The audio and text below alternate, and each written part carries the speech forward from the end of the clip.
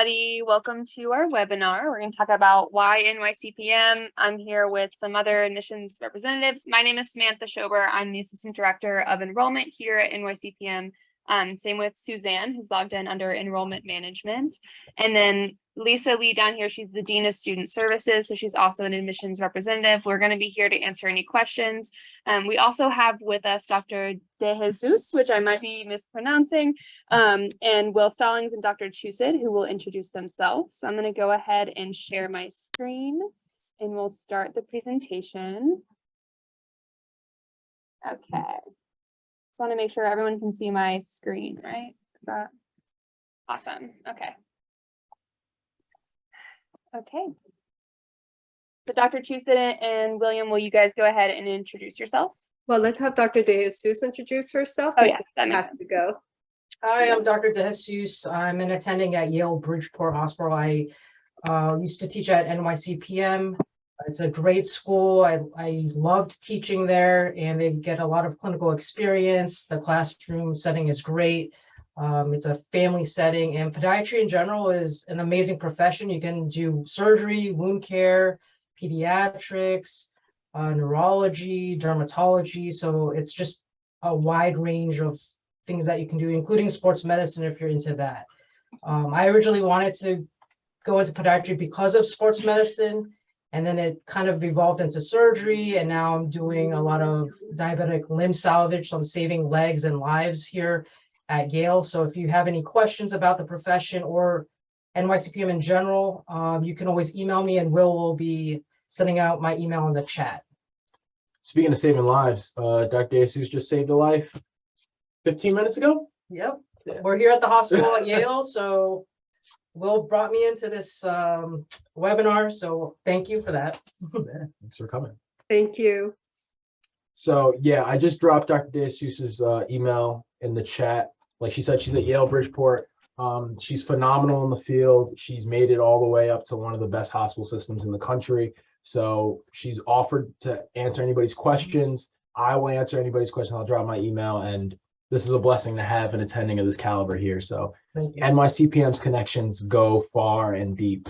That's one of the biggest things about our school. We're the oldest podiatry school. I know you may have heard that already, but we're the oldest podiatry school in the country, in the world, technically. They graduated 25% of all podiatrists in the country. So that just tells you the level of connects that there is. Like anybody who's anybody in podiatry or foot and ankle surgery knows NYCPM. That's that. But who I am, I'm a fourth year medical student. I'm in what I think is the most exciting time of my medical education, is where I get to rotate at different hospitals to see if it's a good fit for me, or to see if I'm a good fit for them.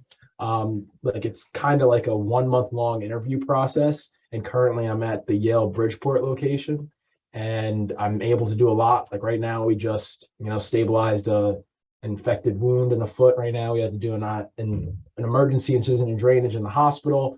Right before that, I came out of surgery. I just did a toe amp, skin to skin. Dr. De Jesus let me do the entire thing, and just sat there and, gave me direction and guidance, and helped me and taught me along the way, and critiqued me when I needed it, which I need and I love.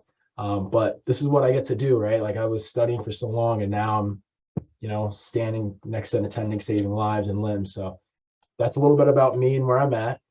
Dr. Chusid. Yeah, hi, good afternoon. Welcome, everyone. Congratulations on being accepted, first of all. And yeah, why NYCPM? I think Will hit a lot of the nails on the head. I jokingly tell the students I get to torture them for the first year and a half. But we have excellent outcomes on our national boards. And I think will be able to corroborate this when you do go out on your externships. Because of the education that you get, you will be equal to or better than any of your allopathic colleagues. And we want to make sure that all of our students get the opportunity to assume their rightful place on a medical team. And we've been, if I can pat ourselves on the back, pretty successful in doing that. And our students end up having really, really wonderful, wonderful careers, both academically, socially, financially, educationally, you name it. They just do very well. And Will, I have to tell you, our first DPM, MPH graduate is up there. So say hello to him for me. Which one? He's the assistant director of the residency program. What's the doctor's name? Dr. yeah. Michael Gazes. Oh, Dr. Gazes. Michael. Yes. Yeah. Okay. All right. Okay. Okay, so we'll go ahead and start with just some quick facts. I mean, we briefly covered this too in the introductions, right? But like Will said, we're the first pediatric medical college established in the United States. So we were established in 1911, and we account for about 25% of practicing DPMs. So that's just a massive name recognition, a massive networking opportunity. We have special lecturers and stuff that graduated from NYCPM. There's just a lot of opportunities that come from just simply attending NYCPM and having that name, attached to your studies. And we have long established high board pass rates, like Dr. Truce had said, as well as residency placements for our students.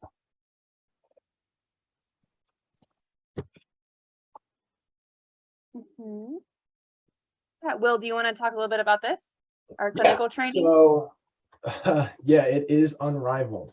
So we are what they say the Harvard of podiatry schools. It's a joke, you'll hear it once you get around some podiatrists. But yeah, we get to do so much. Like this says, we're affiliated with over 200 hospitals. One of them is Yale, New Haven. We're affiliated with Georgetown. We're affiliated with Inova. We're affiliated with any of like the major hospitals you could think about, like where we send students to on externships. Also, when I rotate as a third-year student, that's when I first get to see patients, and I rotated many of the New York City hospitals, which is Metropolitan Hospital, Lincoln Hospital, Harlem Hospital, Morrisania, and our school actually has a foot clinic right downstairs. So there's ample opportunity to get involved. There's ample opportunity to network and see patients in a variety of different settings.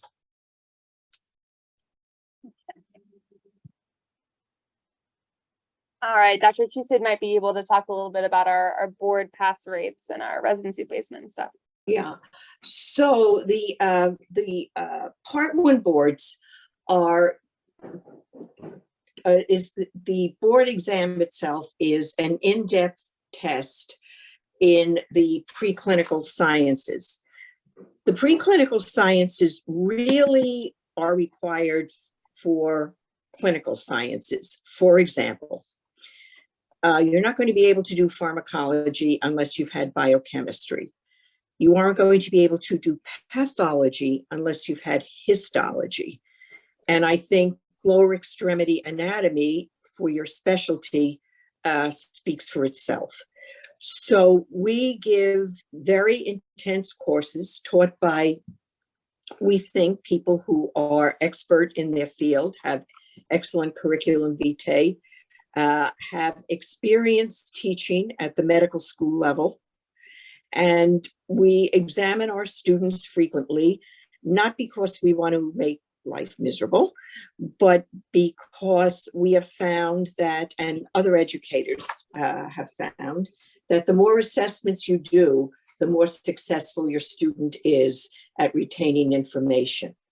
And I also say to the students that, we've all taken a lot of exams in our lifetimes, and we've all bombed one and maybe more.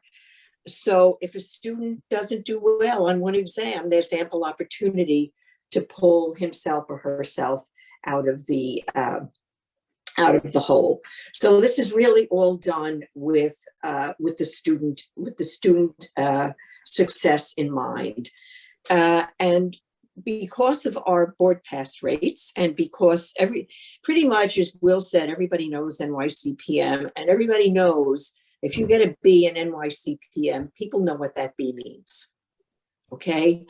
And that's really, really very, very important to be academically recognized. So it's important as you get chosen for residency and post-residency, where you're going to be doing your practice. And many of you will probably be pursuing the way the field is going now, part-time academic, part-time private, or group practice. So that's very, very important. It may not seem so important in the dark days of biochemistry, but it really is very, very important. And you'll be patting yourself on the back at the end of 4 years. I promise you that.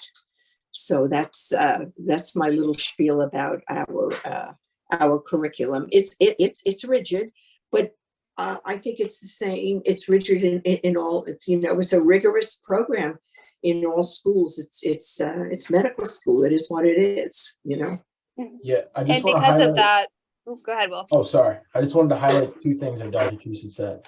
First, yeah, you're gonna probably bomb a test or two. Maybe, life happens. You might get sick. A family member might get sick. I bombed a couple, and it happened. And I still ended up getting a solid GPA and going to a good place. But life happens. So that's the silver lining behind having a lot of assessments. If you bomb a few, you still could succeed.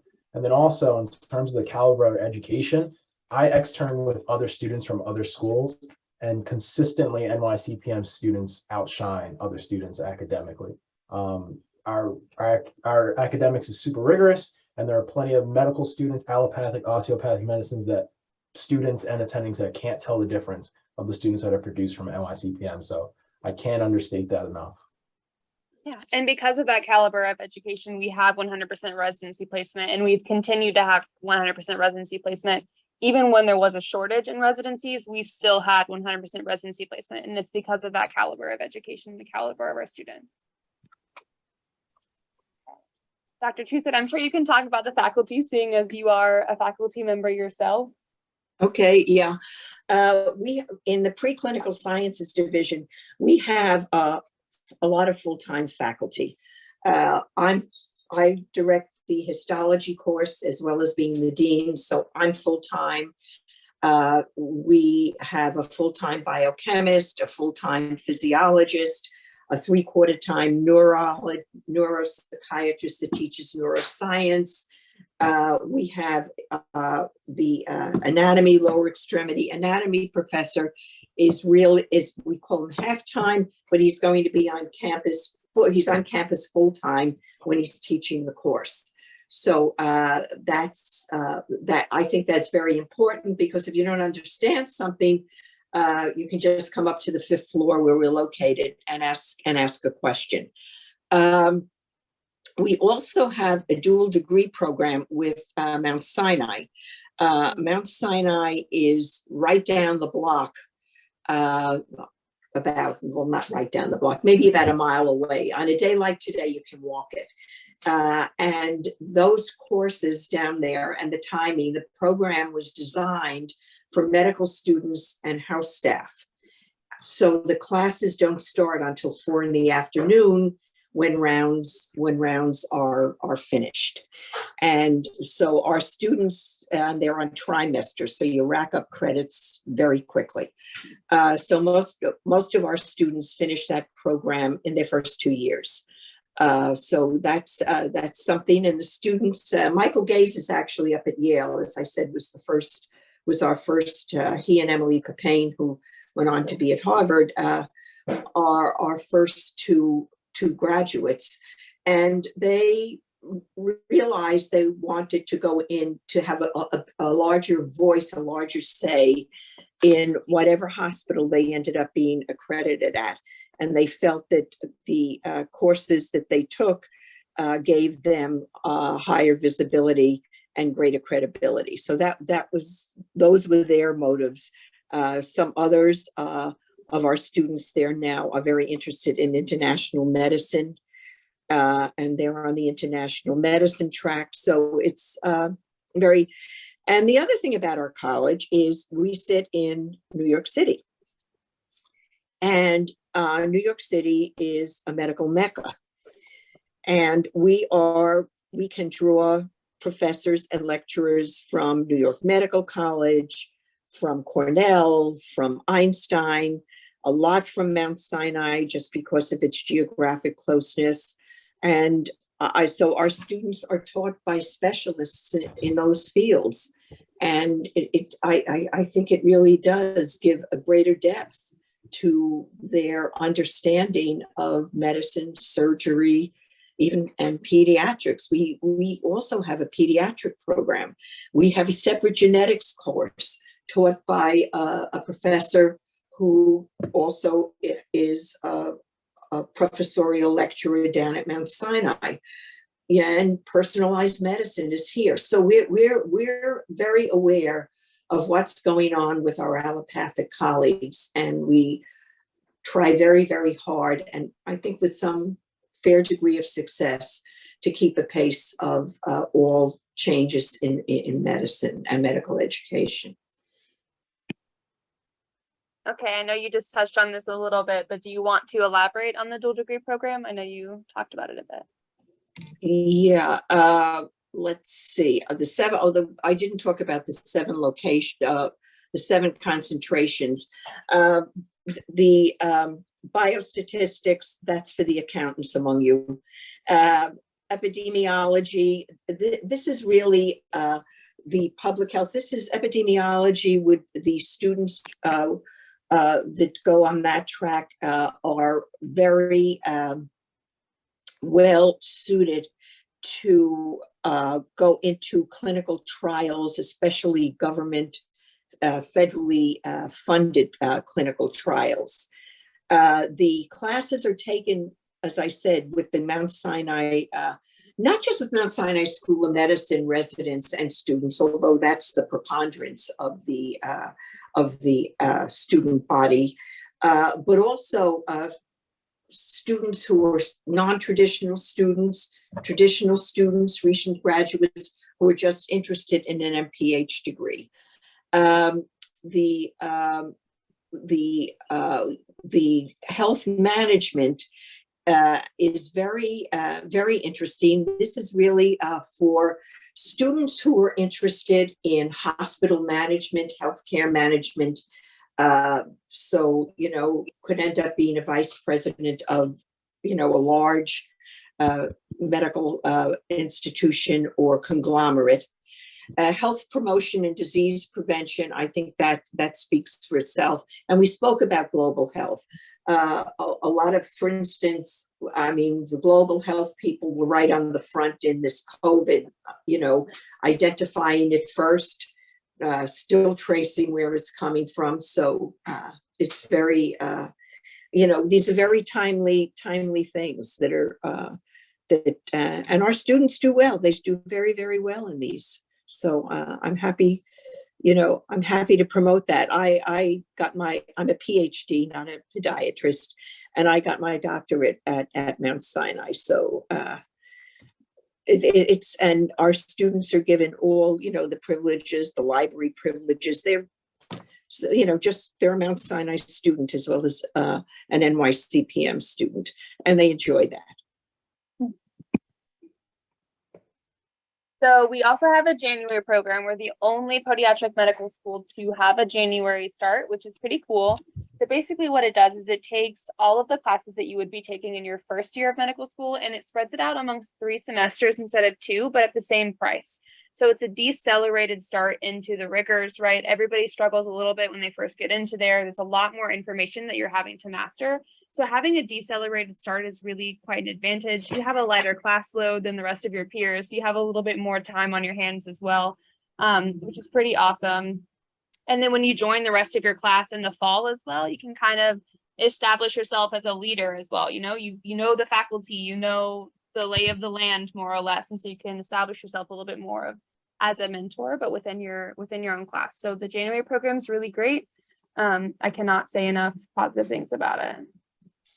Yeah, I was not a January student. I was a fall matriculant student.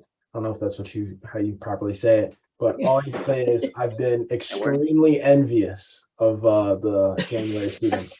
And if I could do it, I would do it 100%. It allows you to take on the same workload that you would have in 4 years, except over 4.5 years. and it allows you to, make sure your grades are as good as possible, or allows you to pick up some more research opportunities. Or, I know some people that even took a part-time job because they had a little bit more time to help pay for the cost of living or their education. So if I could, I would definitely join this program. The only reason why I didn't is because I went to medical school directly after my undergrad, and that starts in August. So if you're taking a gap year, really consider it.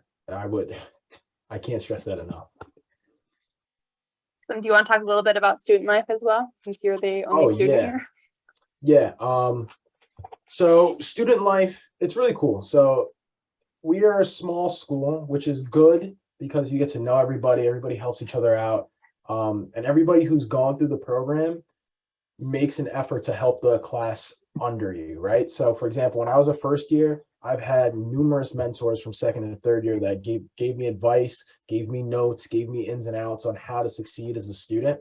And that makes a difference, right? Because having somebody who cares about the school, the reputation, and the student success of the class under them is important. To this day, I'm still in contact with people that are 2 years ahead of me that, gave me their notes or said, hey, like, Dr. Chusett loves to ask about mucus cells, so make sure you read up on mucus cells, like that type of thing, where it's like, okay, cool, I'm make sure I'm gonna go check that chapter out, and it helps, right? So that's the best thing I would say. The tutoring, the TA, the learning opportunities is there. I still TA and tutor right now. Like, I would leave the hospital, and I tutored yesterday night because I care, because I want students to do well, and I care about the profession, and that's the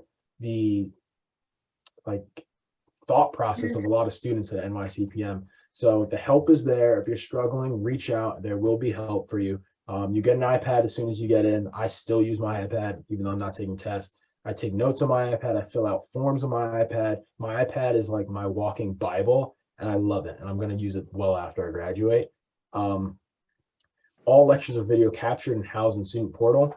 I would watch lectures again, and I would watch them on 2x speed. I know Dr. Chusett hates that, but I would watch it the first time live and then run through it 2x speed, and that would help me just like quickly pick up on things, what I need to focus and be able to follow. So having those lectures available are huge. And then also, like, again, life happens. Let's say you get sick or something and you miss a lecture, you're not like completely out of luck, right?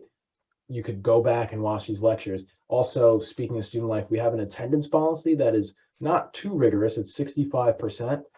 So you could miss almost half of the classes, which is you shouldn't do. But let's say something did happen. You have the lectures there, right? You have the tutors that have the TAs, like you won't be left behind. And yeah, volunteer opportunities. I've done a ton of volunteer. I've done breast cancer awareness fundraisers. I've done feeding those in need in the community. I've done just general education, talking to like children, high school, under high school, like intermediate school, even kindergarten students, because I grew up as a kid thinking when I was in middle school, high school, no way I'm going to be a doctor. Like, they're too smart, whatever. But it's not true. And I'm a person of color, and that's a lot of times not something that's told to you when you're a kid, right? It's like, oh, like that's for somebody else. But hearing it from somebody else who looks like you, is like you, made a difference to me, and I wanted to make that difference to students. So the opportunities there, we've done it all. So NYCPM fosters a lot of opportunities to get involved, give back, and it's super rewarding. Okay, so I'll talk a little bit about student housing. Our student housing is called The Bridges. It's 3 blocks away from the college. There's a subway station in the middle as well, so it's conveniently located. There's lots of different types of rooms available. It ranges from single shared all the way up to a suite. So it just depends on kind of what you want in terms of your living price and how much you're willing to pay. And then you also have multiple roommates, which might not be in the same year as you. So it's a nice little networking opportunity as well. You might have some second years in there with you, so they can help you with some of your classes. It's really good academically as well. So people, you study really late on campus, then you walk 3 blocks over and you can continue studying with a group because you all live in the same place, right? It's all inclusive, which includes Wi-Fi as well. All of the rooms are fully furnished. There's a game room, a fitness center, a rooftop deck. There's a laundry room, of course, a gym as well. It's a really good opportunity for sure. So these are just some pictures of our current students, and I asked them kind of, what was their favorite thing about NYCPM, what really brought them to NYCPM. And here are just some quotes. So I'll read them. I know it's a lot of words on the screen, but early on in your studies, you have hands-on experiences in our clinic downstairs or by volunteering within the surrounding community. The dual degree program allows me a unique perspective of medicine that makes me a desirable applicant for residency programs and will benefit my future patients. Under the supervision of NYCPM attendings, we are given autonomy early on in our clinical careers, which is an invaluable learning experience. I know you kind of hit the ground running in your third year. You kind of immediately get that hands-on stuff. Obviously, the attendings are right around the corner, right? They can help you and they can answer any questions, but you get hands-on experience really, really quickly. By attending NYCPM, I'm following in the footsteps of many distinguished doctors who are advancing podiatric medicine through service and innovation. All exams are multiple choice to mimic the national boards, and professors tailor their review sessions to high yield topics to increase pass rates. Supportive upperclassmen and a sense of belonging amongst classmates. I hate saying that we're a family here at NYCPM. It sounds really, really corny, but that truly is the vibe of our campus. People are very welcoming. People really want to get to know you and really want to be friends with you. It's very nice. Rotating through the hospitals in the New York City area exposes us to diverse pathologies that prepare us for success in our careers. We talked about that earlier too. Everything is in New York City, right? You get to see so much simply by studying medicine here. It's really a great place to study. And helpful and accessible faculty, such as Dr. Chusid, creates a home away from home. So this is just some examples. I didn't prompt them at all. This is exactly what they had to say. So this is just some of our current students and what they like about NYCPM. The average profile of an NYCPM student. So our average GPA is about a 3.4, average science GPA of a 3.2, an average MCAT of a 498, and our students are about 24 years old.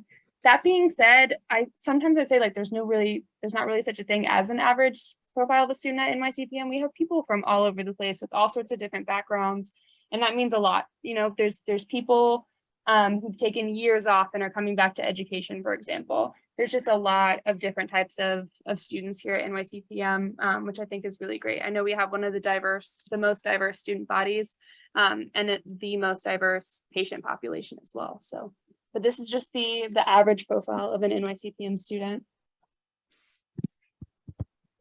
We do require Bio 1 and 2 with labs, Chem 102, 1 and 2 with labs, Organic Chemistry with lab, Physics 1 and 2 with labs, and English. We also require the MCAT and 3 letters of recommendation or pre-health committee evaluation.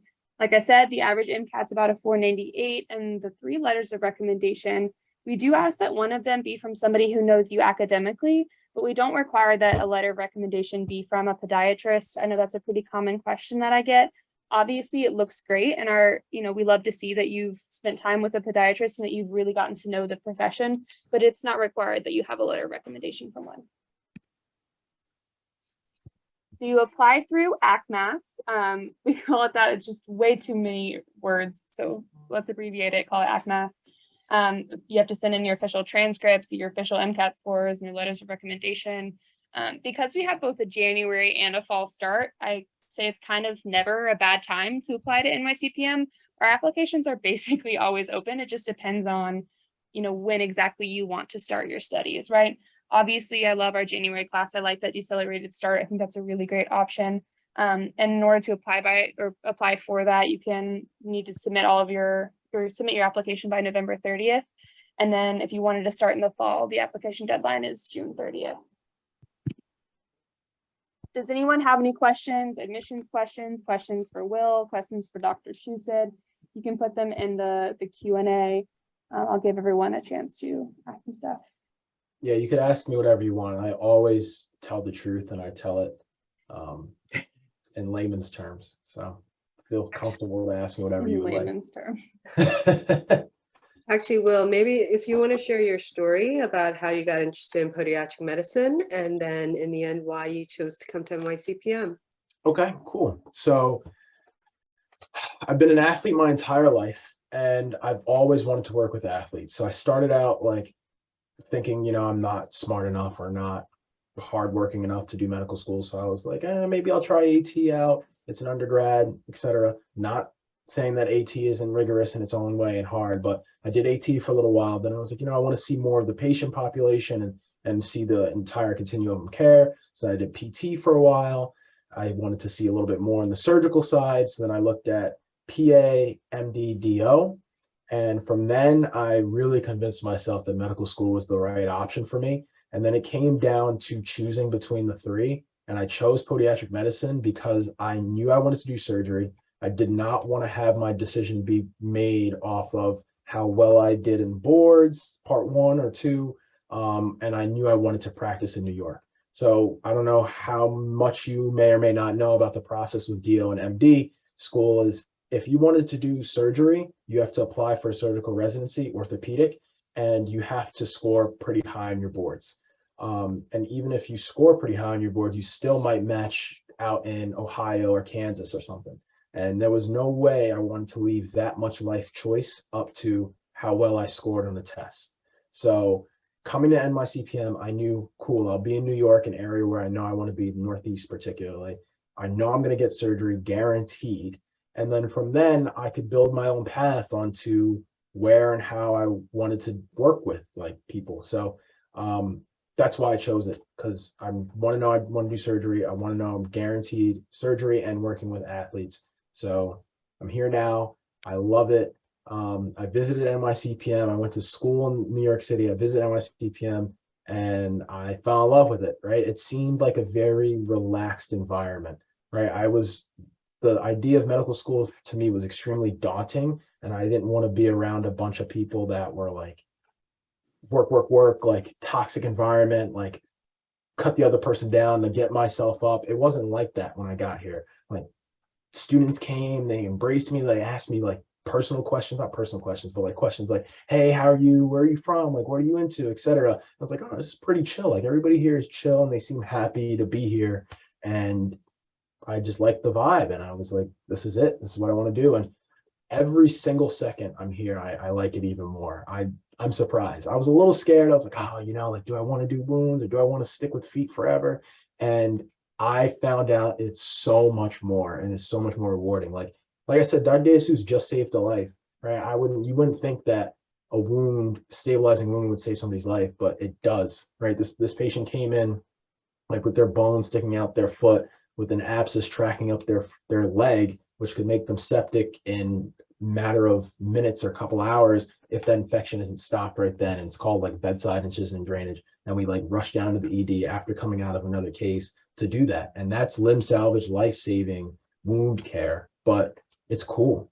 It's really cool. And I'm happy I chose it. And I'm really happy I chose NYCPM because she's an attending at Yale University, and I like have a relationship with her. I can just be like, hey, like I'm doing this thing. Like, if you want to say what's up, I'm sure students would appreciate it. See you like from a student's perspective and see from an attending's perspective who's, made it. And she's like, yeah, of course. Popped in, super, super kind, super willing to help. And that's just constantly what I've been finding in podiatry. And Dean Lee has been amazing. Like she still looks out for me. She stays in contact with me to this day. And I will always say yes to Dean Lee. If she's like, I need you for something, I'll make it happen. Right. Even if, like I said, I'm rushing out of the ED, like she contacted me and I immediately said, yes, I'm there because of how much they've done for me. And I feel like I need to give that back. And I don't know, I just love it. I love it. Oh, thank you, Will. Yeah. You too. So I do have a question from a student, and I'm just going to read it out for you. I think you're the best person to answer this, but I was curious. The question is, I was curious about the hands-on part of training. Is there a simulation center to practice surgical procedures? And also, how soon can students start training on this? Do students have open access to go and practice as much as they want? Okay, very, it's a loaded question, but very good question. So the way it works is that your first 2 years at pretty much any school you go to, MD, DPM, or DO school, will be first 2 years of academics. And then from then you start getting clinical experience. But at NYCPM, we have what we call anatomy and lean, which is lower extremity anatomy. And you immediately start working with a cadaver, I think year 2. And then there's open lab as well. Year 1. Okay, year 1, and you're working with cadavers, and there's open labs, there's TAs and tutors that get you down there that work with dissections, how to isolate different muscles, nerves, neurovascular structures, etc. And that happens year one. And from then it grows, and you could have more experience hands-on if you start visiting programs early on, right? So I know some students have contacted me that are in year two that shadowed at hospitals, and they're helping, they're scrubbing in, they're helping passing instruments, they're helping retract. So that could happen as early as you make it happen Hello? if you go through the credentialing process and visit Yeah, listen, somewhere. I have to call you back. I'm on a webinar. Coming starting third year is when you really get hands-on. So basically what happens is you're working the clinic. It's really a student-run clinic. You take the patient in, you work the patient up, and you treat the patient. And depending on your skill level, the attending that's there, etc., dictates how much you get to do. So there's been cases where I've been with an attending that, if you're on your stuff, like, hey, like I worked up the patient correctly, I did everything right, I know what to do, and you show them, the steps, they'll be the first person to give you the blade and say, all right, I know you know your stuff, I trust you, I've seen you work up other things. Here, excise this plantar wart. Here, take out this nail, take out this foreign body. And that happens as early as third year, right? And now I'm in fourth year and I'm doing full cases, right? And it depends on where you are. There's some places that I've seen live cadaver, not live. When they say live, it's the person passed away within 24 hours. So it's fresh cadavers, right? So you could work on them immediately, practice your suturing techniques. There's companies that come in and have you work on bone saws or cadavers of implanting different things. So the opportunity is there, but it's different from, the level of hunger that you have and the programs that you're at. But as early as third year, you could be doing mini surgeries in the clinic, and you start rotating in surgery your third year, and your same kind of concept. The attending can help give you the blade immediately as long as you are, diligent and on your stuff. So I don't know if that answers your question. I know you mentioned like virtual labs and simulations. That isn't really as frequent of a thing, but it's a thing in certain programs. Yeah, we don't have a sim lab, but what we do have is a physical assessment course that is pretty intensive. And Will, you can talk about that and the ESP experience and the capstone experience, I think, which is different from a sim lab, but with live actors. Yeah, so basically we have a class called PASS, where it's like physical assessment and something, where you work up a patient completely as if you are an internal medicine doctor, right? And they're an actor. They come in with all the symptoms of, let's say they have CHF, which is congestive heart failure, or they come in with pneumothorax, which is air in the lungs, or they come in with something like a cranial bleed or stroke or anything. It could be any of the medicine things above, and you have to be able to work them up using the thyroid, like palpating the thyroid, everything. And they teaches you how to be an internal medicine doctor on an actor, who then evaluates you, and you learn from that and you bring that to your different rotations. So it's very hands-on. And I think now that class is given in second year now. Yes. Yes, so that class is now a second year class. So as soon as second year, you're working with patients, and then third year, you're actually working with patients. But also to elaborate, I think we do have suturing workshops. We have different workshops that's run via either faculty or also our massive alumni. A lot of times our alumni come back and they run these kind of workshops for our students. Yeah, I forgot about that completely. Yeah, I did a suturing workshop my first semester on a pig, and I learned how to suture. I learned how to suture vessels back together. I learned how to do different suture techniques on the closest thing to human skin as a first year, right? But the opportunity is there for sure. Definitely is. So the question we have is in regards to housing for married students with partners. Unfortunately, our student housing is really just for single students only. But we do have a bulletin board, Facebook page where our current students share their resources. I mean, there are a lot of options in New York if you're looking for independent housing with your partner, or if you have children and such. And also another option is to commute from maybe outside of New York City. And I know that's what Will does. I've done both. I You've did done both. both, yeah. And So, I I mean, found myself in the same situation. I'll elaborate. I had a spouse, same situation. I wanted to go to school here, looked at the bridges, wanted to live with my spouse, and it was unable to do so because they want to keep that, student environment there. And I was easily able to find an apartment using websites like Street Easy or apartment.com. I'll say that again, Street Easy or apartment.com. And there's so many housing options in the city. All you have to do is do a little bit of planning, schedule your apartment visits in the same day. So like one day I had 5 apartments visits in one day. So I only had to travel to the city once, looked at 5 apartments, found one I liked, lived there for the first 2 years until COVID hit. And then I decided to commute from home, which is about 40 minutes away with my spouse. And the commute isn't bad, right? Like the hours that you're leaving, you're going to be leaving in the morning just before traffic. And then you're going to be either leaving early in the afternoon if your rotation ends early or later in the evening where you're missing traffic. So it's definitely doable. And there's on-campus parking options as well. another question is, how integrated is pediatric medicine with allopathic or osteopathic medicine? Very integrated. So Dr. Chusa could talk a little bit more about it, but a lot of our professors also teach at allopathic and osteopathic medical schools. And I've had conversation with Dr. Chusa, and we both very much agreed that it is imperative that we keep our education on the same level at MD and allopathic students, which maybe not all schools do, but I know NYCPM does because We do. I'm here now next to residents of other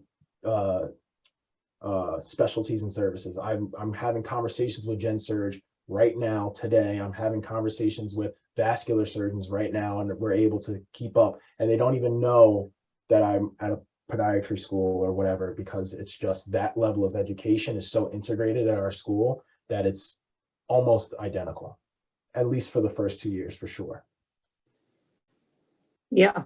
I mean, I alluded to that at the beginning of the webinar, that many of our professors, myself included, I also teach at Mount Sinai.